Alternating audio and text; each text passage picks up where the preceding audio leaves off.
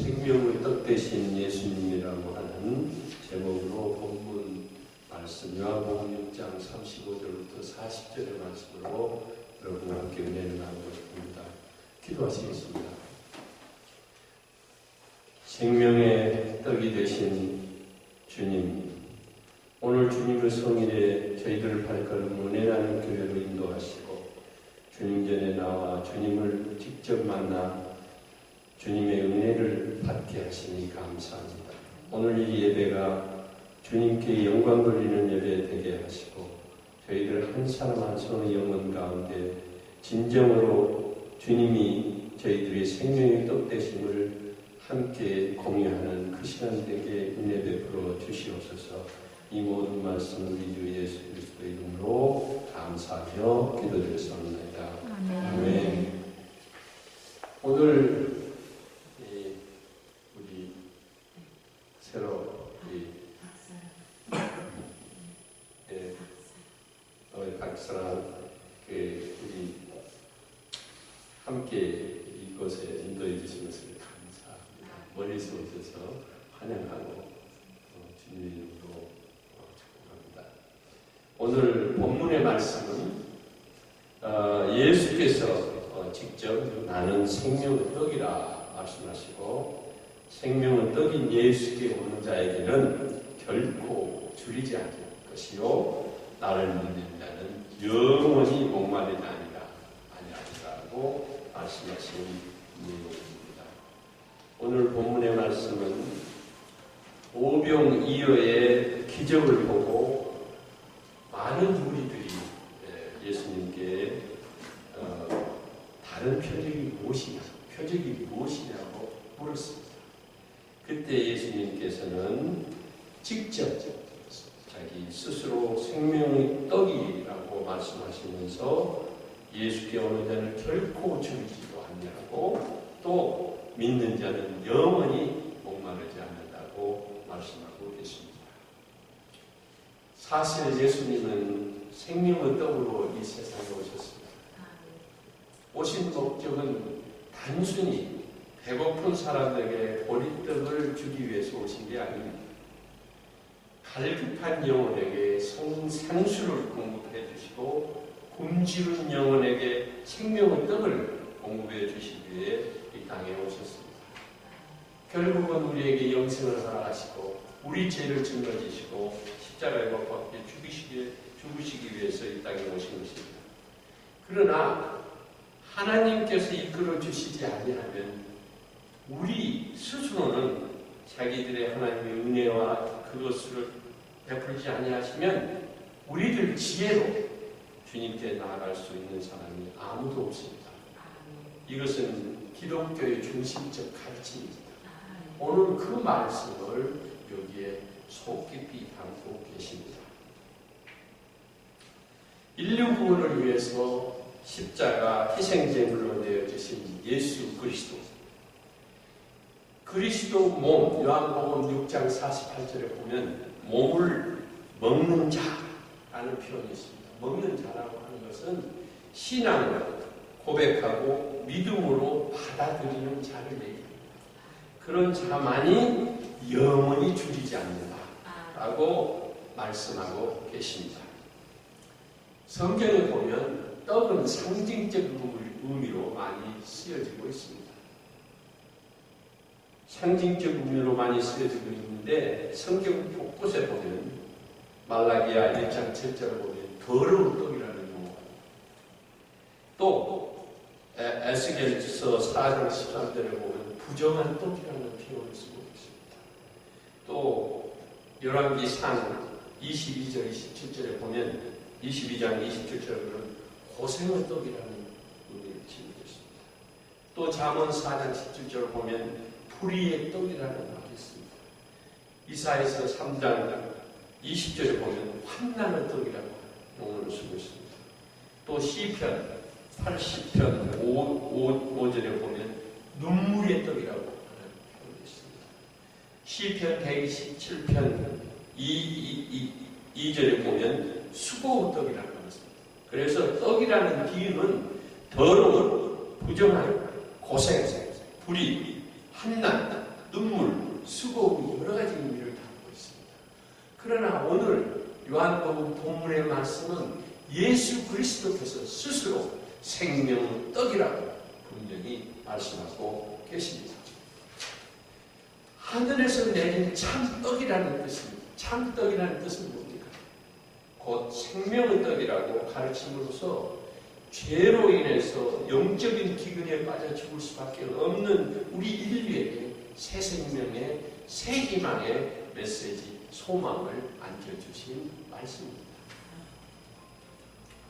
예수께서는 먼저 생명의 떡인 만나에 대한 것과 비유를 하셔서 말씀하셨습니다. 여러분 성경 중에 요한복음은 비유와 천국에 대한 내용을 많이 담고 있습니다.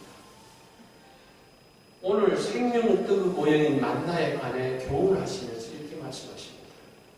하루 전날 5,000명도 먹이고 4,000명을 먹이자 무리들이 표적을 또 달라고 말씀하실 때에 이 말씀을 하신 거예요. 그래서 하루 전날 떡의 이적을 경험한 무리들은 또다시 표적을 요구합니다. 그때 무리들은 구약을 인용합니다. 그 구약 속에 모세가 만나로 먹였다고 하는 내용을 인용합니다.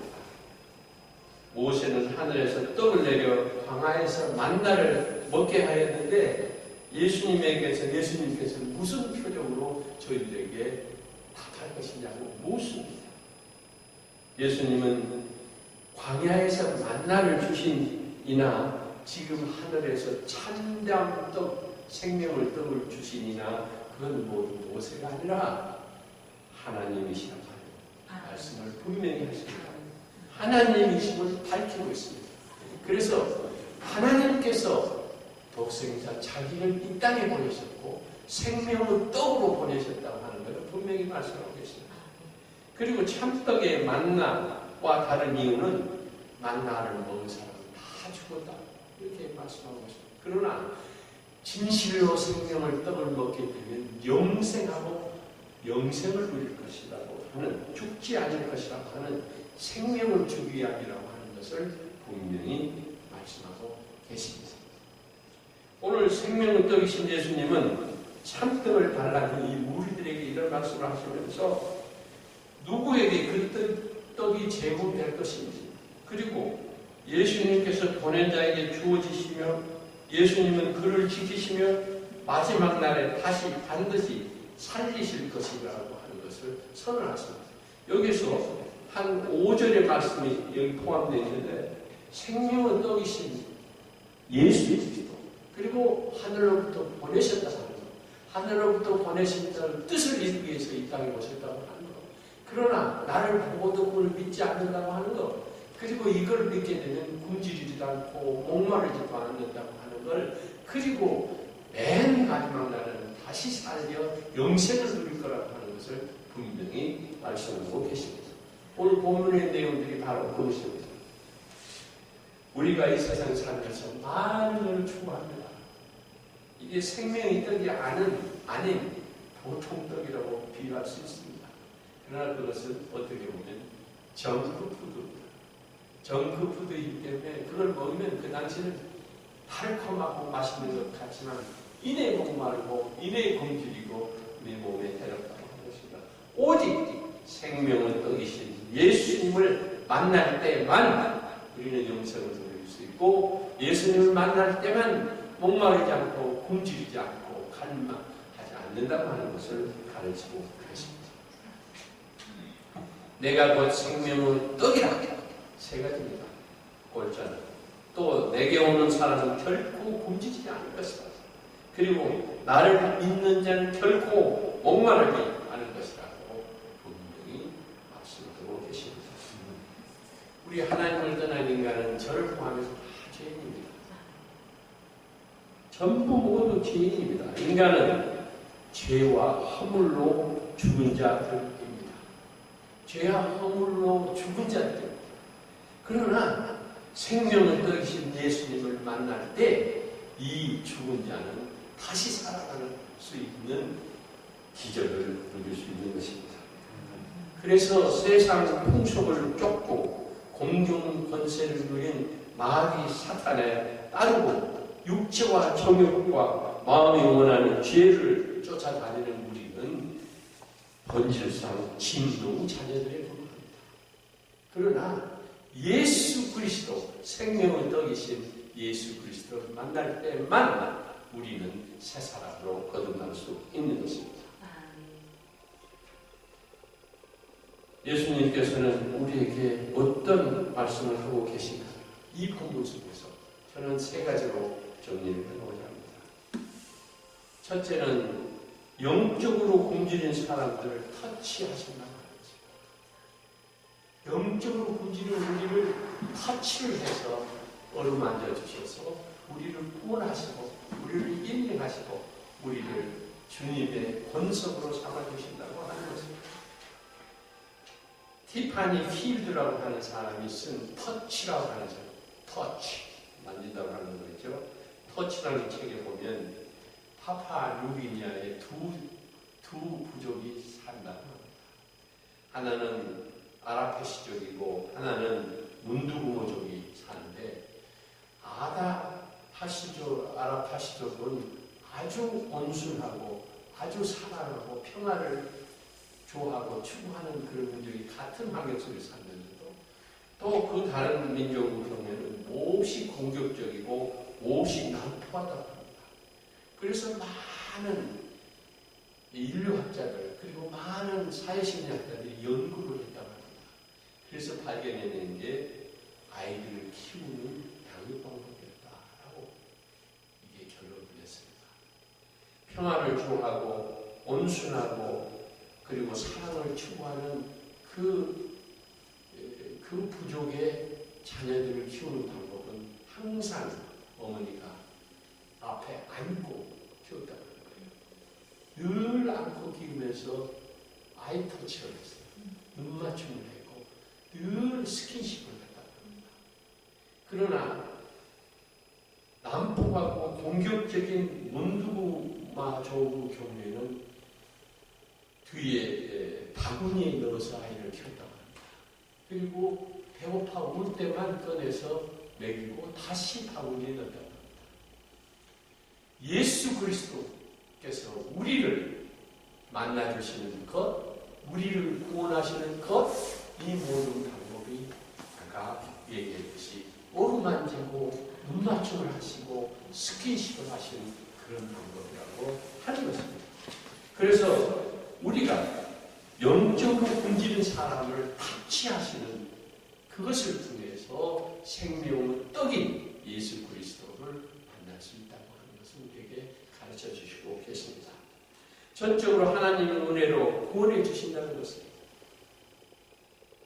에베소서 2장 1절부터 10절을 보면 구원을 얻는 것은 하나님의 은혜라고 말씀하십니다. 우리 뜻이 안 되는 겁니다. 하나님이 택하셨다고 하는 거예요. 하나님이 택해 주셨고 하나님이 은혜를 베풀어 주시고 하나님께서 우리를 용서하시고 그의 권속으로 삼아서 굶주리지 않고 목마르지 않게 하신다고 합니다. 고린도후서 11장 27절도 어떤 까닭이냐 내가 너희를 사랑하지 아니함이냐 하나님이 아십니다. 우리를 사랑하신다. 불쌍히 여기신다. 그것은 영적으로 굶주린 사람들을 터치하시는 그것이 영생을 누릴 수 있는 영원한 생명을 주시는 참떡이라고 하는 표현의 의미를 담고 있다고 하는 것입니다. 마가복음 8장 3절이나 또 마태복음 15장 32절에도 똑같은 내용이 나오는데 여기는 굶주린 자들에 대한 어떤 체험을 말씀하고 계십니다. 4,000명을 채우실 때 이런 표현을 쓰고 있습니다. 육적으로 먹이시는 것이 아니라 영적인 굶주림에 대한 비유이기도 하고 또 영적인 것을 채우시면 육적인 것을 쉽게 채워주시는 그런 말씀을 하고 있습니다. 마태복음 15장 32절에 보면 예수께서 제자들을 불러 이르시되 내가 우리를 불쌍히 여기도록 불쌍히 여기신다고 말씀하셨습니다.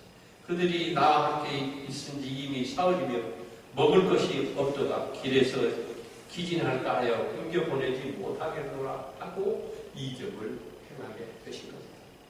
마가복음 8장 3절은 똑같은 말이 나오는데 만일 내가 그들을 굶겨 집으로 보내면 길에서 기진하리라.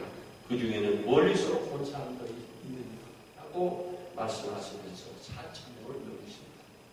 영적으로 굶주린 사람들을 터치하시는 상징인 것입니다. 두 번째는 많이 먹어도 배고픈 인생들에 대한 가련한 불쌍함, 이것을 예수 그리스도께서는 알고 계셨습니다. 먹고 입고 자고 즐겨도 늘 우리는 배고픕니다. 요즘 현대인에게 가장 큰 질병 중에 하나는 뭐냐면 상대적 박탈감입니다. 많이 먹어도 많이 채워도 늘 굶주리고 부족합니다. 특히 영혼은 늘 피폐해서 많이 먹어도 배고픈 인생들입니다. 잠언 25장 21절 보면 내 원수가 배고파하거든 음식을 먹이고 목말하거든 물을 마시라고 솔로몬을 강요해서 분명히 말씀합니다. 그 이유는 단순히 육적으로 먹이라는 소리가 아닙니다. 많이 먹어도 배고픈 인생들이라고 하는 표현인 것입니다. 빌립보서 로마서 16장 18절이라든지 빌립보서 4장 10절에도 비슷한데요. 나는 비천에 처할 줄도 알고 홍부에 처할 줄도 알아 모든 일 곧 배부름과 배고픔과 풍부와 궁핍에도 처할 줄 아는 일체의 비결을 배웠노라 라고 고백합니다. 로마서 16장 18절에도 분진하고 거칠게 하는 자들을 가리켜서 이 같은 자들은 이런 표현을 쓰고 있습니다. 거기에서 우리 주 그리스도를 섬기지 아니하고 다만 자기들의 배만 섬기나니 교활한 말과 아첨한 말로 순진한 자들의 마음을 미혹하느니라 라고 미혹을 주의하고 또 단순히 육적인 목마름과 배고픔 이것에 집착하지 말라고 그리고 풍부함과 궁핍에도 처할 줄 아는 일체의 비결을 예수 그리스도를 만나면 해결하게 된다고 하는 말씀을 분명히 하고 계십니다. 그래서 우리 인간은 어찌 없이 많이 먹어도 배고프고 많이 먹어도 배고프고 채워도 배고픈 인생이라고 하는 그걸 분명히 말씀하고 있습니다. 이걸 통해서 우리를 교훈하고 계십니다.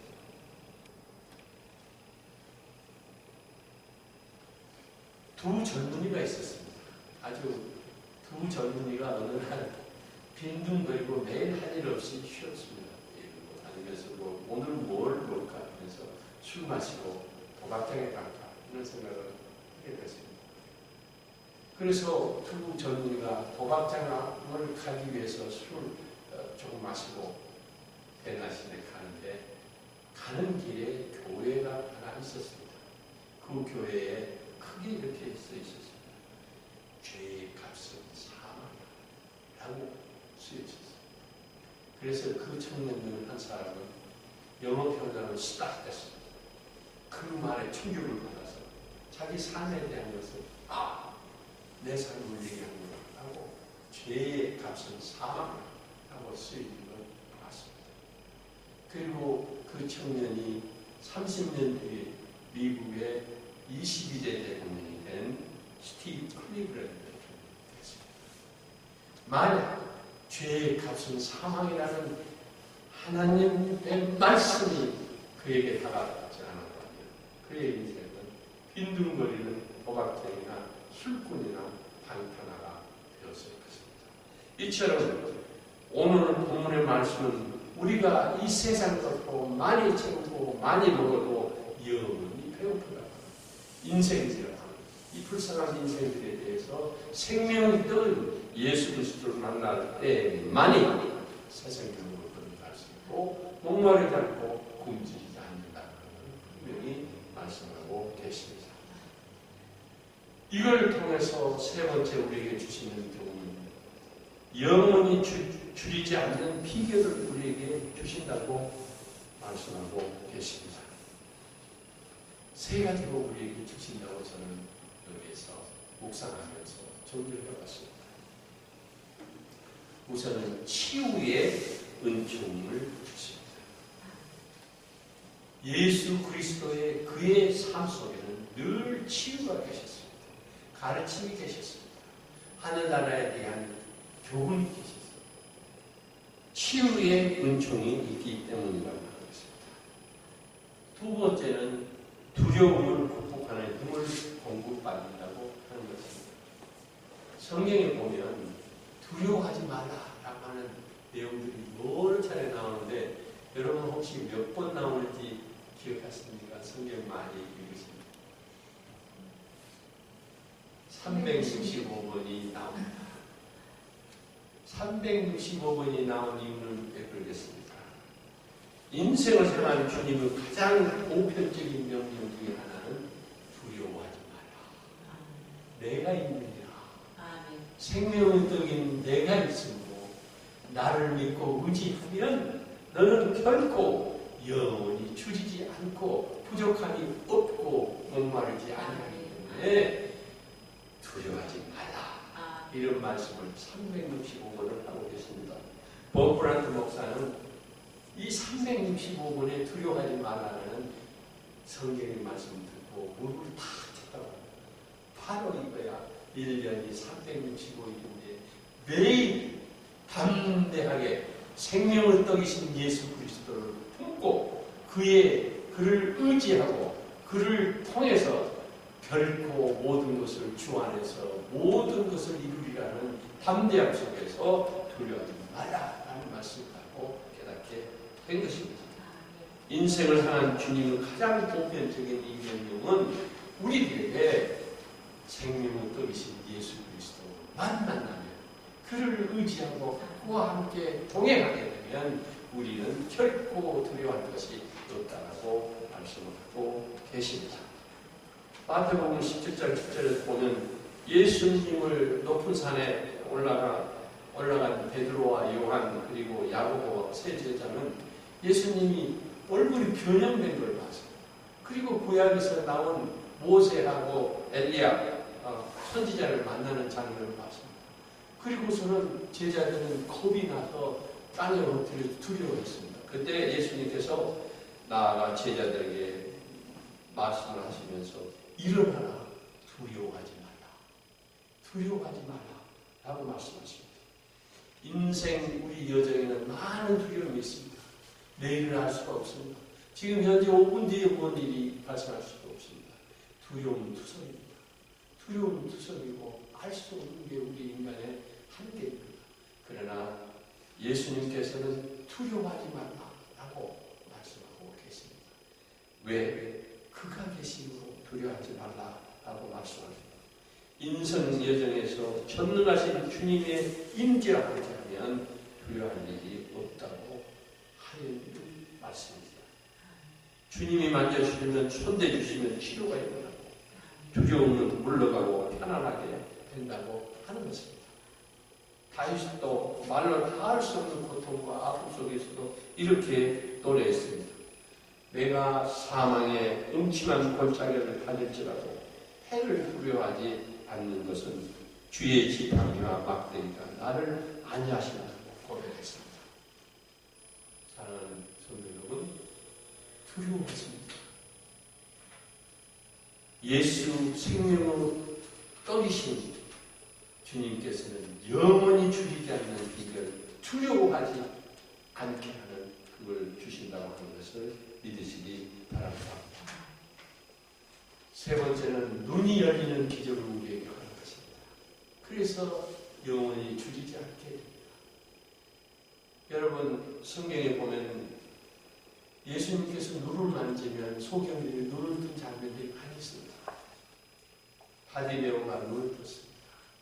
또 태어났는데도 소경이었던 사람이 눈을 떴습니다. 그때 눈을 떴을 때 가장 먼저 본 사람이 누구겠습니까? 눈을 뜨게 한 예수님을 봤습니다. 이 눈을 뜨게 한 예수님이었습니다. 예수님을 본 순간 그는 눈이 열리는 기적이 일어난 것입니다. 그러므로 우리 또한 예수님을 보는 눈이 있어야 합니다. 예수님을 보지 못하면 소경입니다. 그러므로 에베소서 2장 8절의 말씀처럼 너희가 그 은혜로 인하여 믿음으로 말미암아 구원을 얻었나니 이것이 너희에게서 난 것이 하나님의 선물이라. 이런 말씀처럼 예수님을 보지 못하면 소경인 것입니다. 예수님을 보는 눈이 열리는 기적이 있습니다. 세 가지 아까 말씀드린 것처럼 예수님의 보는 눈이 열리고 신문청이 열리고 두려워하지 않는 담대함을 주심으로 영원히 줄이지 않는 비결을 우리에게 주시는 것입니다. 어느 마을에 홀로 된 할아버지가 계셨습니다. 부인도 돌아가시고 아무도 없었습니다. 그는 슬픔과 비탄과 우울증에 깊이 빠졌습니다. 많은 사람들은, 마을 사람들은 그 할아버지를 불쌍히 여겨 가서 물건도 드리고 돌봄을 했지만 그 할아버지에게는 이 슬픔과 비탄과 우울이 사라지지 않았습니다. 그러나 그 마을에 한 소년이 있었는데 그 소년이 말벗이 있었다고 합니다. 그때 동네 사람들이 내가 할아버지에게 무슨 말을 어떻게 했길래 할아버지가 그렇게 좋아지시는가 했을 때 그 아이는 이렇게 얘기했다고 합니다. 할아버지와 눈을 마주치고 껴안고 같이 울었을 뿐입니다. 눈을 마주치고 껴안고 함께 울었을 뿐입니다. 예수님께서 우리가 아플 때, 우리가 고통 속에 있을 때, 우리가 전망 속에 있을 때, 우리가 슬픔과 모든 아픔 속에 있을 때 이 아이가 하듯이 우리 눈을 맞추시고 우리를 껴안으시고 함께 오신다는 것을 믿으십니다. 예수 그리스도께서 하시는 방법입니다.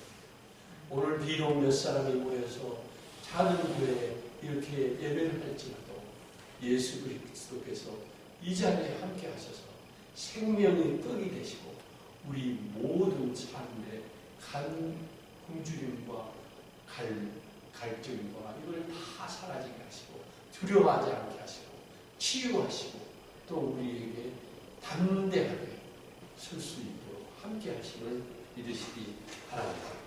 우리는 우리 자신에게 물어볼 필요가 있습니다. 나는 왜 예수님을 그토록 갈망하는가?